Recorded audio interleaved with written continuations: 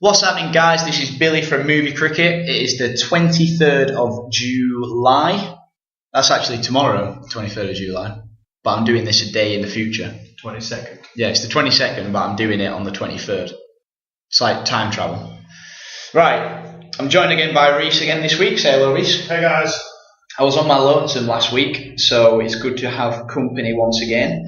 We're going to kick off by summarising our little trip to the Manchester Comic Con this weekend, which Rhys kept me company with. It was good, wasn't it? Yeah, man, good day, good. I enjoyed it. A trip out, a nice event. There was loads going on. There was hundreds of stalls. I think I heard that there was about 12,000 people there over the weekend, which is huge. Actors like Warwick Davis, James Cosmo, Ross Mullen, the girl from S Club 7, Hannah Spirit, Hannah from S Club 7. They were all there. So we covered the event. We got loads of photographs of some of the amazing cosplay on show. We visited the stalls. We're going to bring a top collection of the best stalls that were present for you nerdy fans out there that like to buy that stuff. I think I spent £7.50 on stickers, just some comic stickers. You bought some of them? Yeah, man, just £5. What else did you buy? Did you buy that Lego thing? No, I got the Lego in the picture frame thing. Yeah, that's what I mean. Photo. Oh, right. Not the actual figurine. You should have bought that figure one. That was cool. So, yeah, for the stalls, that article's coming later in the week. There's currently the top cosplay that we saw on the website, but I thought we could summarise some of the great cosplay that we saw. So, can you think of any particular cosplays which you enjoyed during Comic-Con, Rhys? We saw a guy dressed as Nightwing. Yeah, he was cool. The suit was really good. He had a killer pose going down. He was the one against the backdrop, wasn't he, with Batman? Yes, and some... What's that Batman with black suit and the red stuff? He's like a different Batman, isn't he? Millennia or something, like some weird name. I don't know, but it wasn't the new Nightwing, it was the old one, wasn't he? He had the blue costume on, not the red one. Yeah, well, he was cool. I really liked sexy Daenerys. I would have married her. Everyone loved Daenerys. I would have married that girl. If you're listening, Daenerys, I will marry you. I really liked the Thor that I saw. He had a really impressive Mjolnir and a hammer. And we had a picture with the Red Gyarados, didn't we? That was probably the best thing of the entire event. That was really cool. 6 foot, well, probably longer than 6 foot, but like a puppet. 8 or 9 foot puppet Red Gyarados. Giant throbbing Red Gyarados. Massive. That were really cool. I enjoyed that. So some of the stalls were great. Overall, I was really impressed with the Comic Con in Manchester. It was really cool. So make sure you check that out next time it's on. Check on the website for a few of the articles that are going up this week. So some movie news this week. I thought I'd start with something that we haven't really spoke about in recent weeks, and that is the Power Rangers reboot. We've been covering it on the site quite a lot, but in terms of the podcast, we've not really touched it. So the best update I can give right now for the Power Rangers reboot is that Roberto Orci, who's currently come out of partnership with Alex Kurtzman, is overseeing the project whilst he's kind of balancing Star Trek 3. You know what that's going to be called? The new Star Trek? No. I bet it's going to be called Star Trek 30. It'll be about the Klingons, I suspect. Yeah, they're going into deep space and stuff. I know very little about it. I don't think it's written yet, probably. Yeah, so Roberto Orci's overseeing that. He's promised fans that they're engaging with the canon in a really interesting way, and they're going to keep a continuity with the original films. We grew up on those films. Awesome films. They were awesome. They were really good films. So, yeah, Roberto Orci went to meet with the creator of Power Rangers called Haim Saban. Would you have an ulterior way of pronouncing that? No. You're happy with that? Yeah. Okay. Haim Saban, to reassure him that he isn't going to ruin his franchise. The creator of Power Rangers is going to work as an overseer as well. And Haim Saban, I bet that's not how it's said. I bet it is. Haim Saban. Sorry, it's spelled. So, okay. Haim Saban. Nan. Saban. Saban. maybe. Okay, Saban told Roberto Walkie that it's very important to him because the kids around the world know that the Power Rangers are. His grammar isn't perfect. I've taken this directly from there. So you can't just come in here and walk all over it. It better be consistent with what I'm doing. So he's intense about it. He don't want his franchise to be ruined. On the flip side, Ashley Miller and Zach Stentz are on board. They wrote X-Men First Class, Rhys. You enjoyed that film, right? Yes and no. What? I thought it was really good. First Class was awesome. I just thought that there were some bits that, like, could have been a little bit better. Yeah, it was pre-Days of Future Past, wasn't it? So, have you seen that yet? No. What the flip? Well, it would be nice if my friends didn't go and watch it without me. Sorry, mate, but I've kind of got to see them when they come out. True. Kind of my job. True. Kind of my job. So, yeah, they've got good writers on board. Roberto Walkie's overseeing it. And we recently interviewed Isaac Florentine, who has actually been massively involved with Power Rangers for a number of years, a couple of decades. And he directed the first original Power Rangers films, which that's pretty much what we want the new film to be like, right? They're so obviously like an upscale, like bigger budget, like more spectacle, but still you want that same feel of cheesiness. It needs to be a cross between like a cheesy like martial arts film and Transformers. Yeah, you're right. It needs martial arts in there. That's the key thing, and that's what we speak to Isaac Florentine. He's directed 81 episodes of Power Rangers. So the guy's like, he's an expert in terms of what it takes to make Power Rangers successful. So he told us he'd love to direct the film, and he understands the conventions and what it takes to make Power Rangers success. So check out the website for that particular article. But this is exciting. Like, I'd love to see Isaac Florentine actually direct this film, because with new writers, with an old development of an existing director, I think it'd stand a lot more chance of being successful, because it could go either way. This Power Rangers reboot could go either way. Like, well, as kids, the films they brought. I remember the kids. Was it the guy? It was where they brought in the White Ranger, wasn't it? The first one. What was he called? Nah, was it Tommy? I think he was Tommy. I only remember Billy because he was the blue one. That's my name. Zach was Kimberly. The Black Ranger. Who's a Zach. Frog. Sick name. And who else? There was a red one who was a bear. Tommy was the white guy because he had the Falcon Megazord. Yeah, I kind of remember him. And they fought that big bad guy. There was a green one as well, wasn't there? He was the green one.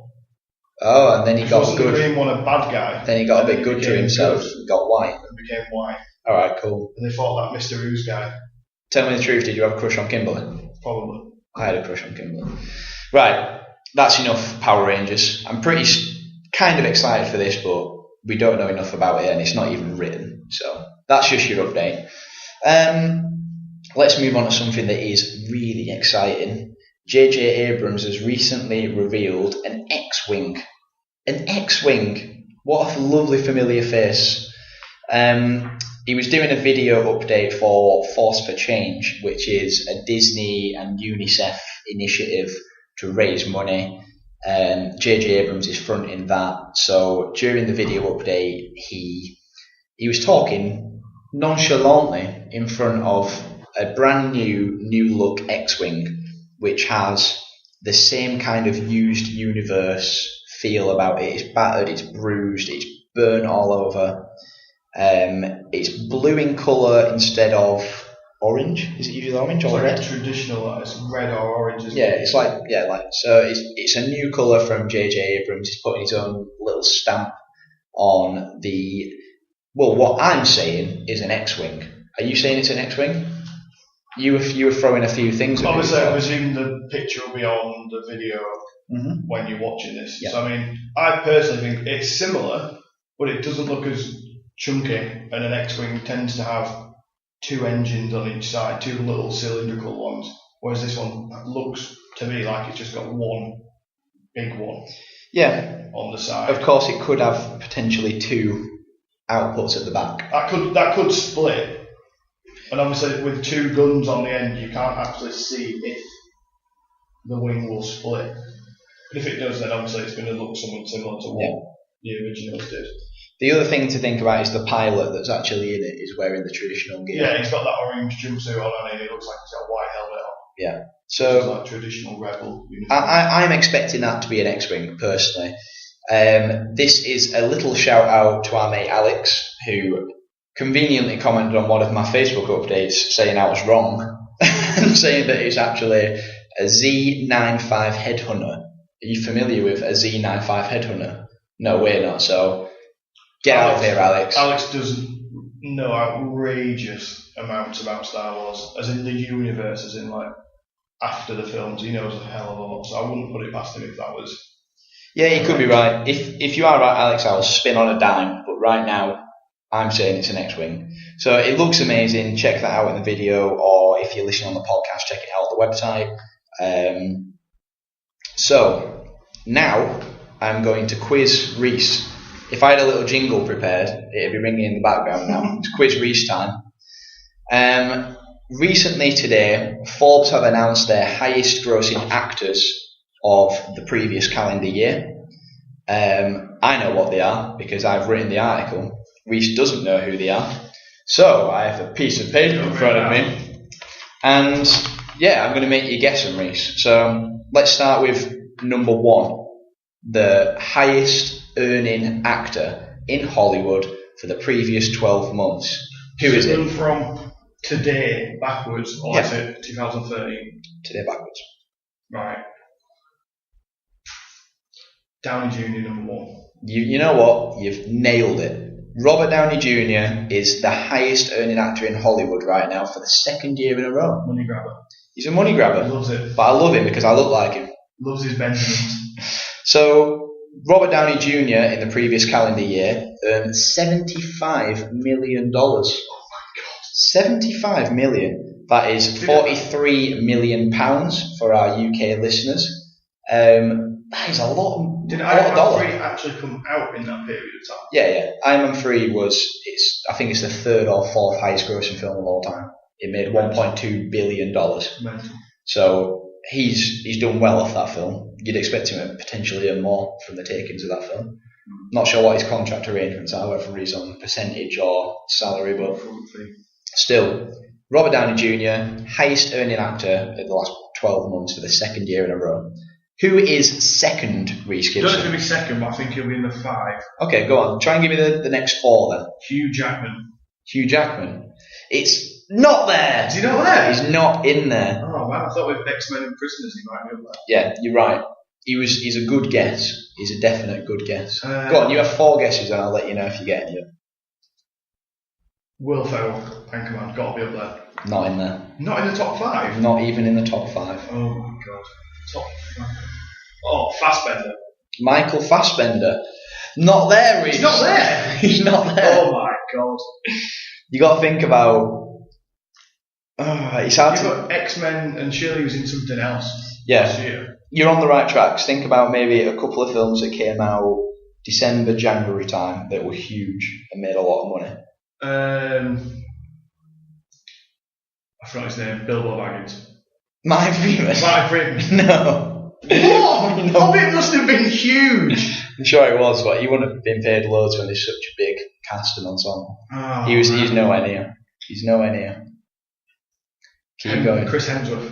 Chris Hemsworth is number 5. Yes. He earned $37 million, which is £21 million for his role in Thor: The Dark World. Right. No, you've done it. No, Chris Evans. No. Is he not in the top 5? No. Who are the other 3 that I missed? Right. Number 2 is Dwayne The Rock Johnson. What? Yep, Dwayne The Rock Johnson. No, but surely is that just on films alone? It's previous calendar year, films.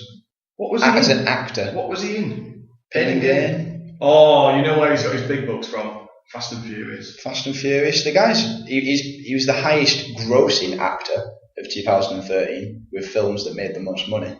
So not doesn't surprise me he's in there. And with some news we've got coming up later, you will expect him to probably be number 1 this time next year. But we'll come to that in a moment. 3rd on the list, Bradley Cooper.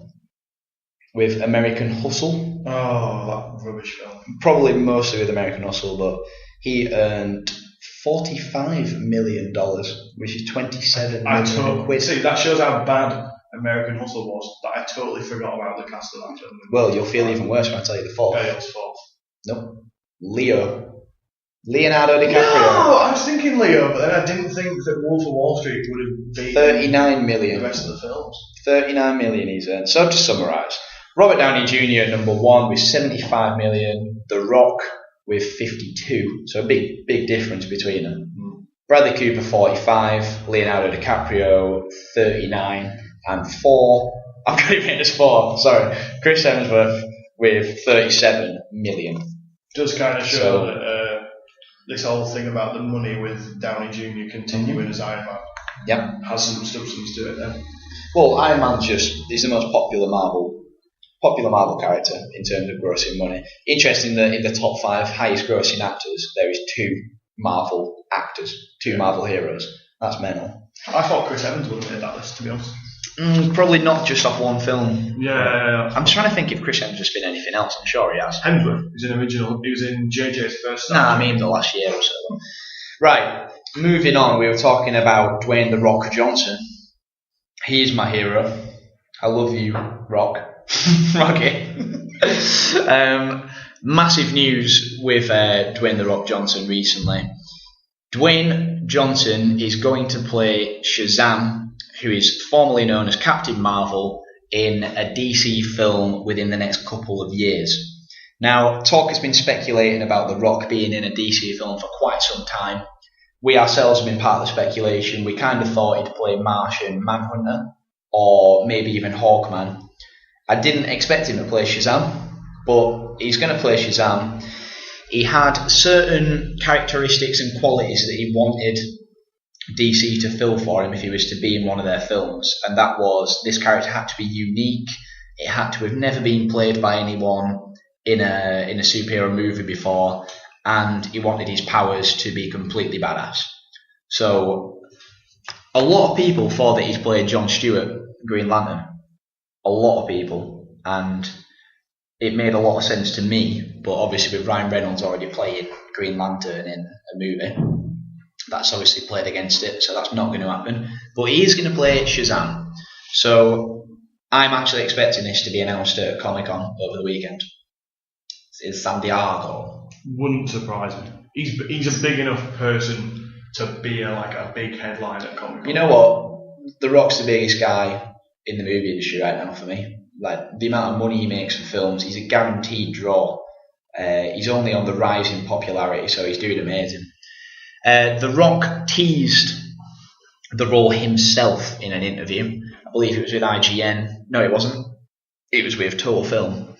And he said, "There's a character out there that we're going to announce soon.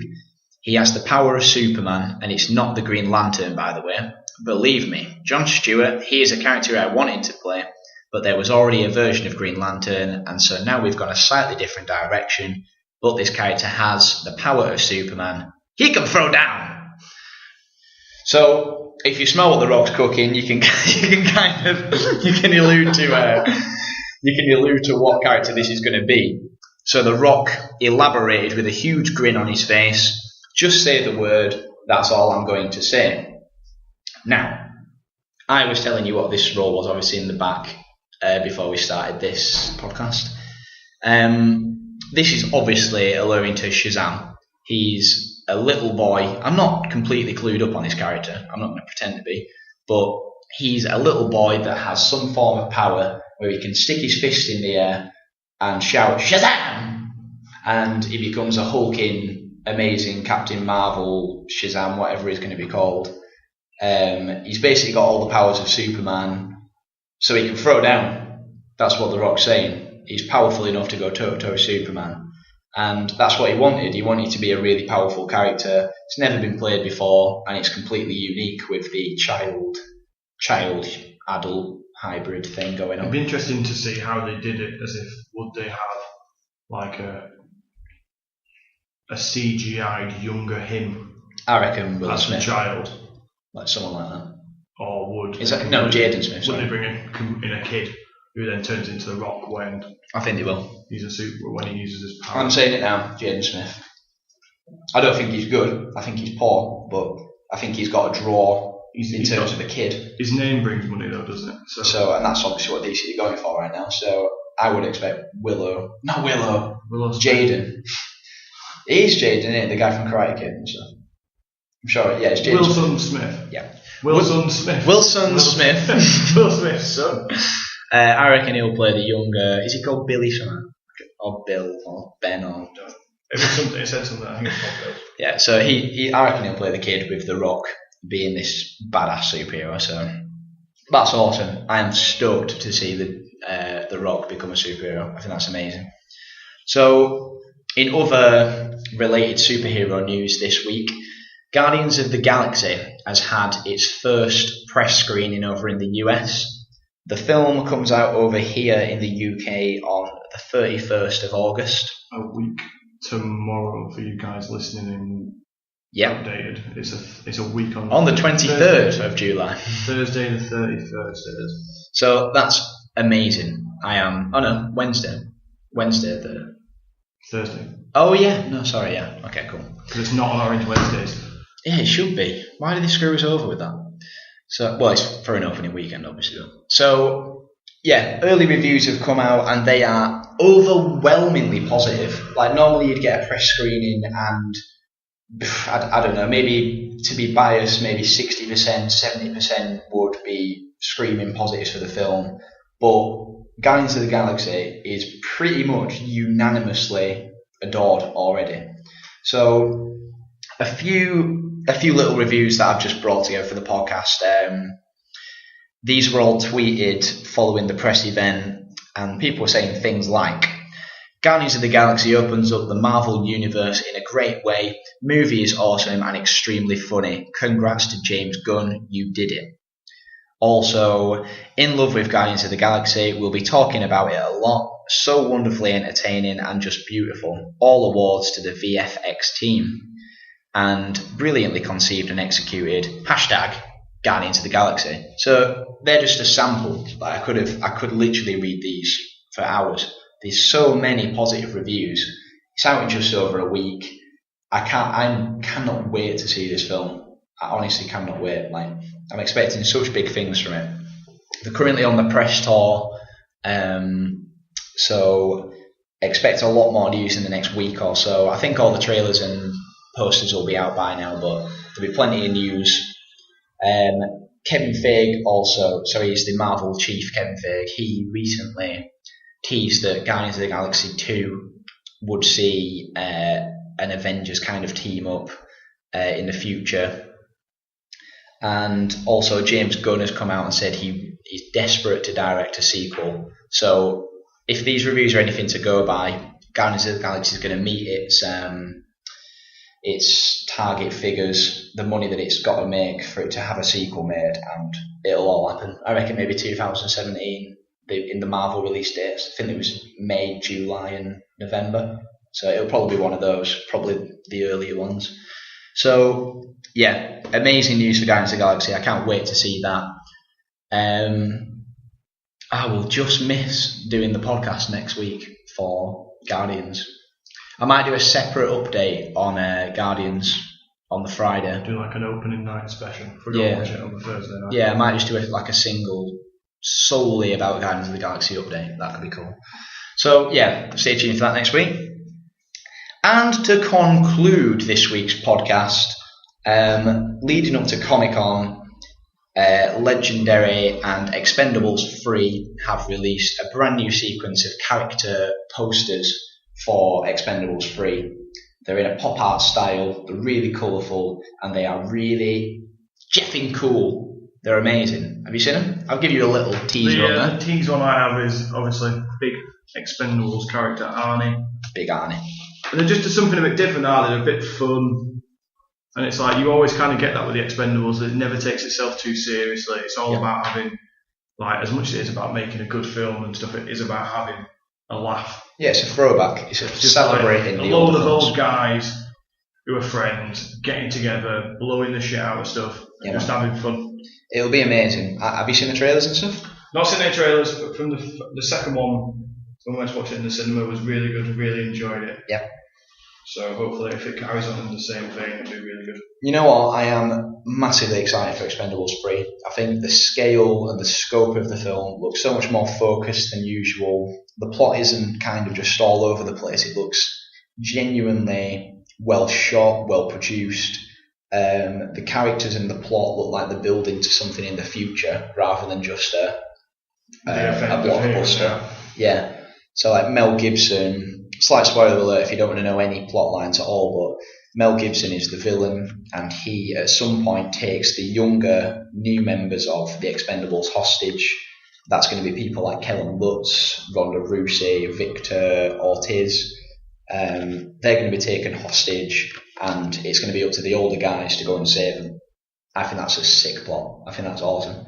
So you'll have like Arnie, Harrison Ford, Wesley Snipes, Kelsey Grammer. Bruce Willis is back this time, isn't he? No, Bruce Willis isn't in it. No, he's not in it. You've got... he was good in the last one. Kelsey Grammer. Who else is in it? Antonio Banderas. So, yeah, this all great. Randy Couture, Terry Crews.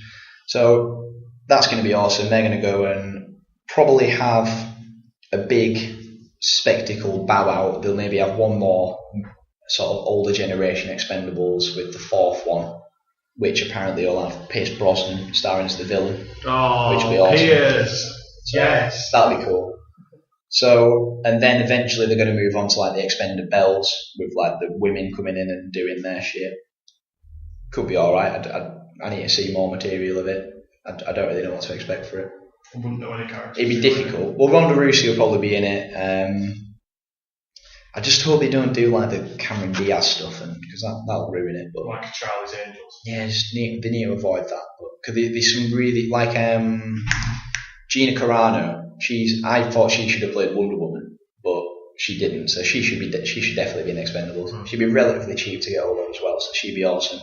And then obviously there's going to be a younger generation of Expendables, like probably led up by Kellen Lutz, he looks great in the trailer actually. I was all ready to condemn him. What's he been in previously? Legend of Hercules. You probably recognise him if you saw him. I should have put a picture on there, but he's playing like some form of prodigy in this film. And there's a scene where he's riding up this ramp on a motorbike, and it goes really high, and he's driving up past this like semi-destroyed building, and Sylvester Stallone's on like the top floor. He rides up this ramp, flies through the air, and then like backflips off his bike and lands next to Stallone. And Stallone quips, going, "Couldn't you take the stairs?" And it's just awesome. Like, it looks so badass. So I'm expecting massive things from Expendables 3. That is out on August the 14th. So again, that's only three weeks away.